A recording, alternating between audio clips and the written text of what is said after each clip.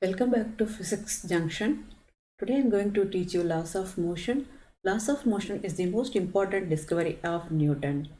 His other discoveries are reflecting telescope and theory of color and light. You know the story of Newton's apple? He found some force made the apple to come down towards the earth. So that force is gravitational force. The next important discovery of Newton's is reflecting telescope. He used combination of mirrors which reflect the light and form image. So the third discovery is theory of color and light. Newton found when white light is passed through the glass prism, it is splitted into 7 colors with GRs. This is due to the refraction of the light. When the light travels through the glass prism, the light is bent. The bending of light rays is known as refraction. So these are the most important discoveries of Newton. The force is defined as a push or pull or hit on an object. So in this picture, the car is at rest. So by pushing the car, force is given. So initially the object is at rest. Due to the force, the car is made to move. So the force is applied. In this case, the dog is stopped by pulling the leash. So again, the force is applied. So here, the moving object is stopped. In this case, the direction of the ball is changed by hitting the ball. So all these are examples of force, push, pull or hit.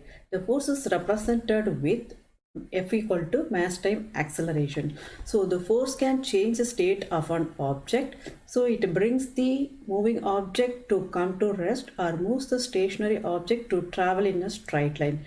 The force is measured in Newton. So 1 Newton is defined as the amount of force which produces an acceleration of 1 meter per second on an object of 1 kg mass.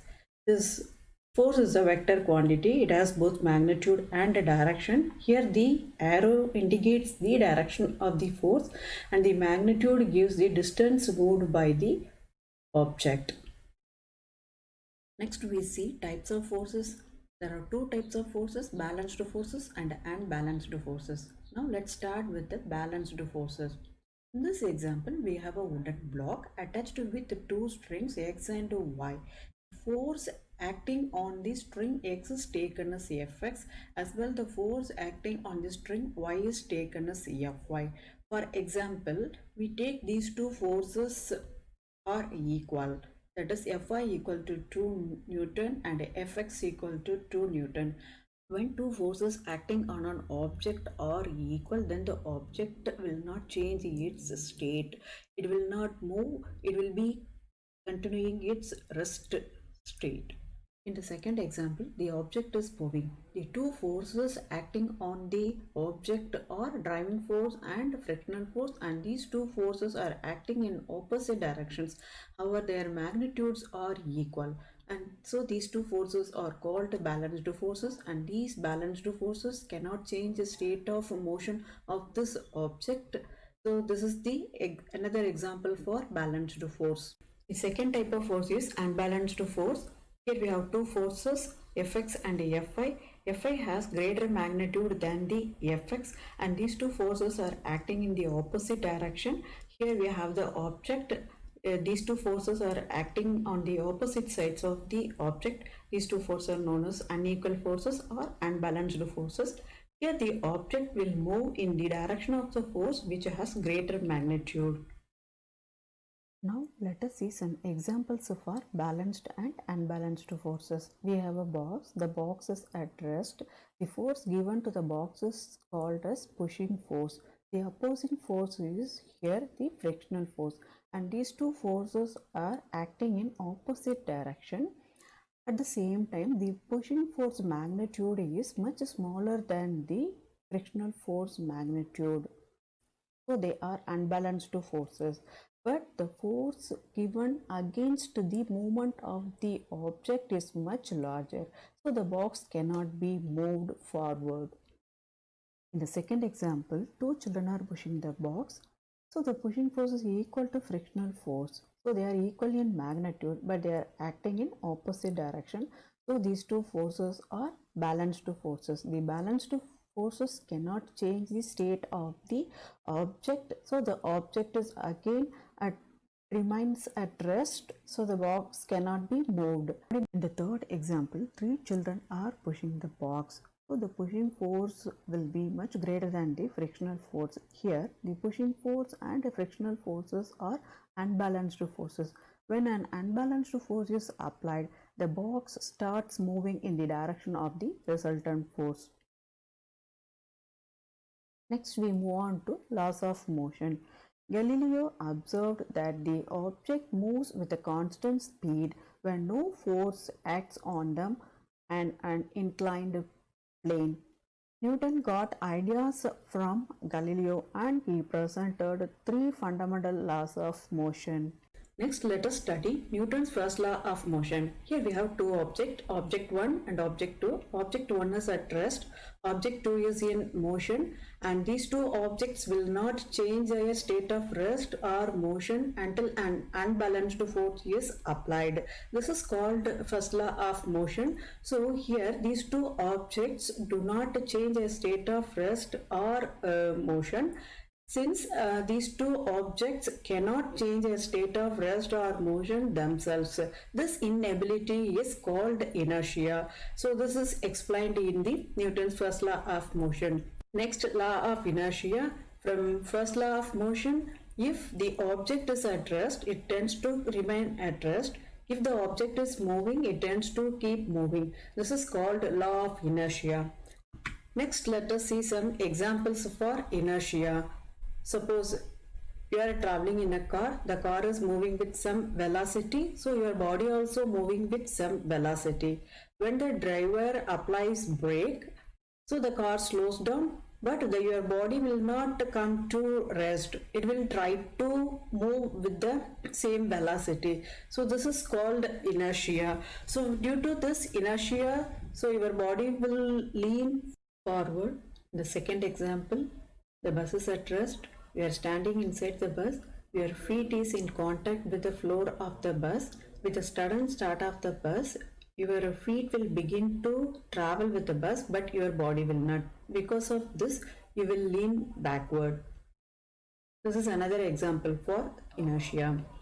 So in the third one, the car is traveling in a straight line. So your body also traveling in this straight line. But when the car turns sharply left side, your body will be thrown to right side. So far you have learnt examples for inertia. Now let us study the relation between inertia and mass. Inertia of a body depends mainly upon its mass. So look at this example. Here is a car. The mass of the car is huge, so it's very hard to push. But with a shopping cart, it's easy to move. So smaller mass requires smaller inertia, larger mass require larger inertia. Here we have another examples. With this ball, it's easy to kick, but when you kick the rock, you will get hurt. Now we have learned the relation between inertia and mass. As well, there is another quantity called momentum, which is related to mass. Momentum is defined as the mass times velocity. In other words, it's a quantity of motion occurring in a moving object. Why the momentum is called as quantity of motion? Let us see with this example. Here the car is moving down a hill. When the car moving down a hill, it will go fast since it has a higher momentum. As well, we have two objects. The first object mass is 5 kg, the second object mass is 3 kg, but these two are moving with the same velocity. Anyhow, the object with a higher mass will have the higher momentum. As well, we have here two objects having different velocity but equal mass, but the object with the higher velocity will have the higher momentum. This is Newton's second law of motion. The rate of change of momentum dp by dt is directly proportional to applied unbalanced force. That is, the unbalanced force is directly proportional to rate of change of momentum. So here momentum p equal to mass times velocity. So F is proportional to m dv by dt, where this dv by dt is known as rate of change of velocity or acceleration. So dv by dt equal to acceleration. So A equal to F by m. Let's see the explanation for Newton's second law of motion. We have a ball. The initial velocity of the ball is u. After some time, the ball reaches the velocity v. So the initial momentum is mu. The final momentum is mv. The change in momentum can be found by subtracting initial momentum from the final momentum. So dp equal to mv minus mu. So you know rate of change of momentum equal to this dp by dt. So from this relation, we can write F is proportional to ma, where a is acceleration. To remove the proportionality, we have to put some constant, proportionality constant, that is k. When k equal to 1, F is equal to ma. So F equal to ma. Therefore, the second law of motion gives us a method to measure the force acting on an object as a product of its mass and acceleration. Last one, this is Newton's third law of motion. For every action, there is an equal and opposite reaction. Here we have an example. So there are two springs, spring A and B. The spring B is attached to one end. The other end of the spring B is connected with spring A. The free end of spring A is given force. That is called action. The force exerted by spring B is known as reaction.